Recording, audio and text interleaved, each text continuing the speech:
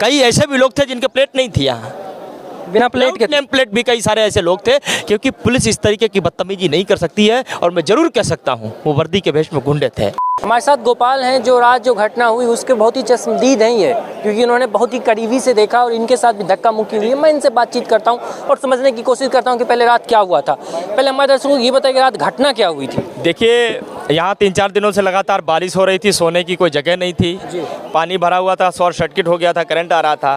तो हमारे खिलाड़ियों ने 4-5 बेड मंगवाए थे।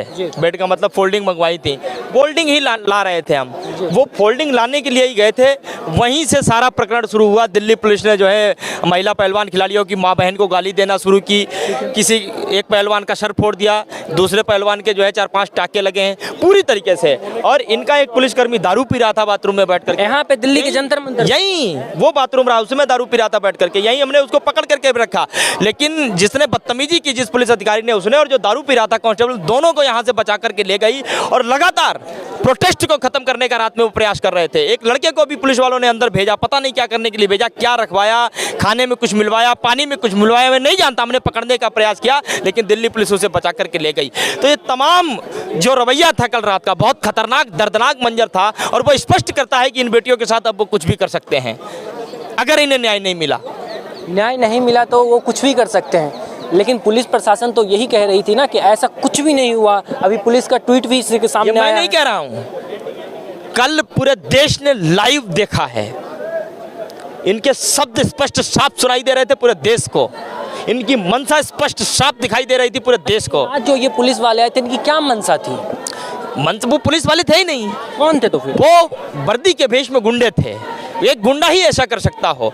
गुंडा जो है बदतमीजी करेगा। महिला पुलिस यहाँ बैठी थी, महिला पुलिस नहीं थी। महिला पुलिस नहीं गई थी। महिला पुलिस की गैर मौजूदगी में आप हमारी महिला पहलवानों को माँ बहन की गालियाँ देते हो, उनके साथ बदतमीजी करते हो। ये कोई पुलिस वाला करता है? पुलिस वाला तो नहीं कर सकता, ये कोई गुंडे ही कर सकते हैं। और ये गुंडे किसके इशारे पर कर रहे थे ये सरकार बताए, देश की जनता बताए। और एक चीज़ मैं आपको स्पष्ट कर दूं, इनके हौसले टूटने वाले नहीं हैं। आप जितना मर्जी प्रयास कर लीजिए, जितना मर्जी इसको तोड़ने का प्रयास, जितना मर्जी इसको घुमाने का प्रयास, जितना मर्जी इसको राजनीतिकरण करने का प्रयास आप कर लीजिए, लेकिन इसमें हौसले टूटने वाले नहीं हैं।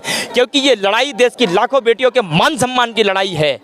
और अगर इन्हें न्याय नहीं मिला तो ये जिंदा यहाँ से नहीं जाएंगे, इनकी लाशें उठ करके जाएंगी। और हमारी उम्मीद अब किसी से नहीं बची है। सुप्रीम कोर्ट से एक आखिरी उम्मीद बची है कि आप इसमें दखल दीजिए, और ऐसी दखल दीजिए कि जल्द से जल्द एक जांच कमेटी बनकर के सही तरीके से जांच हो, और जो भी आरोपी हो उसे सलाखों के पीछे भेजा जाए। और दिल्ली पुलिस किसके इशारे पर ये गुंडाई करने का काम कर रही है, इसका भी जो है पर्दाफाश हो। सरकार से क्या कहना चाहते हैं, क्योंकि यही सरकार बेटी बचाओ बेटी पढ़ाओ का नारा देके देश में चुनाव लड़ती है? मैं सरकार से पूछना चाहता हूँ, आप खुलेआम सरेआम मंचों से खड़े होकर के तो कहते हो बेटी बचाओ बेटी पढ़ाओ। देश की विश्व चैंपियन बन चुकी बेटियां, देश का मान सम्मान विश्व स्तर पे बढ़ा चुकी बेटियां आज 12 दिनों से संघर्ष कर रही हैं। यहाँ उनको माँ बहन की गालियां दी जा रही हैं, बदतमीजी की जा रही है उनके साथ में। कौन से बेटी बचाओ बेटी पढ़ाओ की बात कर रहे हो? कहाँ गया वो आपका नारा? प्रधानमंत्री नरेंद्र मोदी जब ये बेटियां पदक लेकर के आई तब आप दौड़ करके आगे आए, तब आपने उनके साथ फोटो खिंचवाई, तब आपने विनीश फोगाट को कहा ये हमारी बिरादरी की है। आज तुम्हारी बिरादरी की आज बैठी है 12 दिनों से, उसकी आंखों में आंसू हैं। पुलिस वाले गालियां दे रहे हैं, बदतमीजी कर रहे हैं, गुंडाई कर रहे हैं, तब कहाँ हैं आप? कहाँ है आपका वो ट्विटर? कहाँ है आपके वो मन की बात? तो ये बहुत दुख की बात है, बहुत तकलीफ की बात है। रात का जो मंजर था बहुत दर्दनाक, बहुत था। अगर आप अपनी आंखों से देखते तो शायद आपको लगता कि कितना खतरनाक रवैया था इस पुलिस का, कि न जाने ये क्या करना चाहती थी हमारे महिला पहलवान खिलाड़ियों के साथ। जो अभी जो प्रेस कॉन्फ्रेंस हुआ उसमें साक्षी मलिक ये कह रही थी कि हमारे पास जो मेडल है हम वो मेडल लौटा देंगे, उसको ये लौटाने की देश की मीडिया मेडल लाई थी, देश का मान सम्मान बढ़ाया उन्होंने। और मेडल इसलिए लाई थी कि उनका भी मान सम्मान बढ़ सके।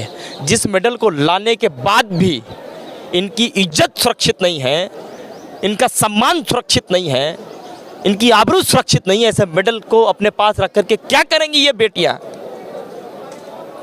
इसीलिए इन्होंने कहा कि तुम हमें न्याय दिला दो, हम तुम्हें मेडल दे देते। ऐसे मेडल का क्या लेकर के करेंगे जो हमारी सुरक्षा ही नहीं कर सकते, हमारी इज्जत का मान सम्मान ही नहीं कर सकते? क्या करेंगे ऐसे मेडल को लेकर के हम? दिल्ली पुलिस को क्या कहना चाहेंगे? रात का जो रवैया रहा उस पर दिल्ली पुलिस को क्या कहना चाहेंगे? थी ही नहीं वो, लेकिन वो तो सर पुलिस के वर्दी में थी ना। पूरे देश ने देखा, कई ऐसे भी लोग थे जिनके प्लेट नहीं थी यहाँ। बिना प्लेट के। नेम प्लेट भी कई सारे ऐसे लोग थे, क्योंकि पुलिस इस तरीके की बदतमीजी नहीं कर सकती है। और मैं जरूर कह सकता हूँ वो वर्दी के भेष में गुंडे थे। जो ये घटना हुई मेरे आने के बाद हुई थी, या मैं जिसमें वहाँ पे आप लोगों के साथ था उसके बाद हुई थी, या उसी समय हुई थी? हम पीसफुल प्रोटेस्ट करते उसके दौरान ही मुझे मेरे थाई में इंजरी हुई है, वो भी महिला पुलिसकर्मी के द्वारा। उन्होंने मेरा पूरा पैर उठा के मेरे कंधों तक मोड़ दिया था, और उसके दर्द के चिल्लाने के बावजूद भी मैं उनसे बोल रही कि मेरे पैर में चोट लगा है, उसके बावजूद भी वो मुझे जानवरों की तरफ नीचे रोड पे घसीटते हुए लेके जा रही है। मेरी टी शर्ट फट गई थी, मेरी टी शर्ट यहाँ तक उठ के आ गई थी। आप महिलाओं के साथ इतना दुर्व्यवहार कैसे कर सकते हो? क्या आप महिला पुलिस कांस्टेबल होने के बावजूद आप उनका दर्द नहीं समझ रहे? क्या कहना चाहते सरकार से और दिल्ली पुलिस से क्या कहना चाहेंगी आप? मैं बस इतना कहना चाहूँगी, आपको शर्म आनी चाहिए कि जो महिलाएं जिनके साथ ये चीज़ें हो रही हैं, जो हमारी रेसलर्स हैं, जो देश के सम्मान के लिए बाहर जाके खेलती हैं, लड़ती हैं, वो आपके लिए पदक लेके आती, तब तो आप बहुत खुश होते हो कि हमारी महिलाओं ने हमारे लिए स्वर्ण पदक लेके आए, हमारे पास ये लेके आई हैं। उसके बावजूद अगर वो अपने हक के लिए लड़ रही है तो आप उनके साथ नहीं हो। आप दिल्ली यूनिवर्सिटी की छात्राएं, कल आप लोग का प्रोटेस्ट रहा था वहाँ पे, क्या कहना चाहेंगे? आपके कुछ छात्राओं का, आपके कुछ साथियों का काफ़ी चोट लगी है, कि एक का पैर भी टूट गया है, क्या हुआ था कल? कल हुआ यूँ था कि दिल्ली विश्वविद्यालय के जो छात्र थे वो लोग इकट्ठा हुए थे सॉलिडारिटी में एक मार्च निकालने के लिए, देश के जो पहलवान हैं, रेसलर्स हैं, इनके समर्थन में। लेकिन हुआ यूँ कि हम लोगों को बहुत ही बर्बरता से, बहुत ही बुरी तरीके से बिना मार्च निकाले ही खदेड़ने लग गए। जो बहुत शांतिपूर्वक तरीके से छात्र बैठे हुए थे उनको पुलिस ने उठाकर उनके साथ मैन हैंडलिंग की, उनके साथ ज़बरदस्ती की, उनको घसीटा, उनको गालियाँ दी। और यहाँ तक कि हमारी एक साथी थी, उनके थाई बोन के आसपास मसल टीयर हुआ, उनके पूरे पाँव में आज प्लास्टर लगा हुआ है। और शर्म की बात है कि जहाँ महिलाएं इकट्ठी हुई हैं महिलाओं के मुद्दे पे बात करने के लिए, महिलाएं कहाँ सुरक्षित है देश में इस बारे में बात करने के लिए, वहाँ पर पुलिस आती है और जो रक्षक बताती है अपने आप को समाज का, जो समाज की शुभचिंतक है, जो बताती है कि महिलाओं के समर्थन में हम बेटी बचाओ की बात करते हैं, वहीं पर लड़कियों को उखाड़ के खदेड़ दिया जाता है। वहीं महिला पुलिसकर्मी आके हमको उठाती हैं, हमको डिटेन कर लिया जाता है, शाम तक नहीं छोड़ा जाता है। देश के महिलाओं के साथ जो महिलाएं यहाँ दिल्ली के जंतर मंतर में पिछले 10 से 11 दिन से लगातार धरना प्रदर्शन कर रही हैं, लेकिन सरकार इस पे कोई भी संज्ञान लेने को तैयार नहीं है, ना ही सरकार इस पे कोई बात करने को तैयार है। सिर्फ सरकार अभी राजनीति कर रही है और सरकार की सारी निगाहें कर्नाटका के चुनाव पे लगी हुई है।